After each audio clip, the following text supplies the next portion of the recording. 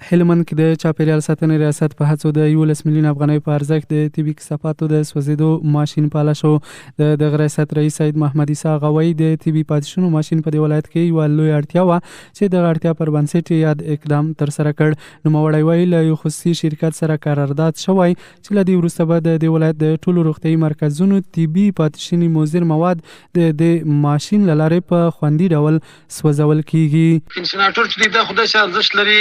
چې هلمند ته دی راغلی دی مخکې چې د طبي پاتې شونو څخه کم امراض زموږ ستاسې افغان ولس نقلېدله په نور مریضۍ باندې اخته کېدل چې په هغه کې هرې ناروغۍ دي.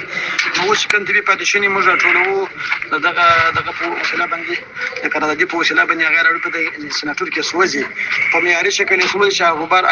هغه دود هم انشاءالله په داسې کوي چې تر ډېره حده پورې په داسې شي باندې اړ لکه غبار ګاز چې مثلا چې ګرد شي. نو که خدای کول دا به د انسانانو د ژوند لپاره ډېر مؤثر تمام شي او دا ډېر څه لوړ ارزښت لري. په ورته وخت کې بیا د خصوصي شرکت مسؤل مولوي احمد وایي په دې ولایت کې دغه ماشین ته تر ډېره اړتیا وه نو د دغه اړتیا پر بنسټ یې یاد اقدام وکړ. اول ته موږ تقریبا 11 میلیون افغانۍ ته سرمایه مصرف کړې ده او ته موږ سرمایه ګذاري تقریبا 11 میلیون 10 لک افغانۍ موږ مصرف کړې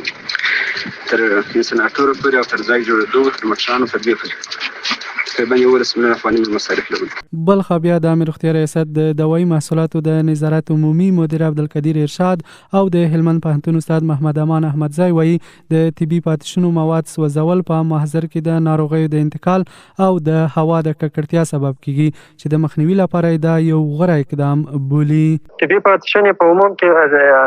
خپل ټوله دوا چې یا دوايي محصولات دا په اول سر جوړیږي یو څه جانبي عوارض لري خو کله چې بیا دا مثلا تر وخت تیری چې هغه پاتې شونې څخه استفادې وروسته راټولیږي که چیرې دا په عام محصر کې یا د عام چاپیریال کې وغورځول چې د مختلفو امراضو د انتقال سبب کېږي او د هوا د ککړتیا سبب کېږي چې دا خپله تنفسي مریضۍ او مختلفې نورې مریضۍ رامنځته کوي. د چاپیریال ساتنې ریاست چې کوم اقدام کړی ډېر نیک اقدام ده او پر ځای اقدام ده ډېر ضرور هم و.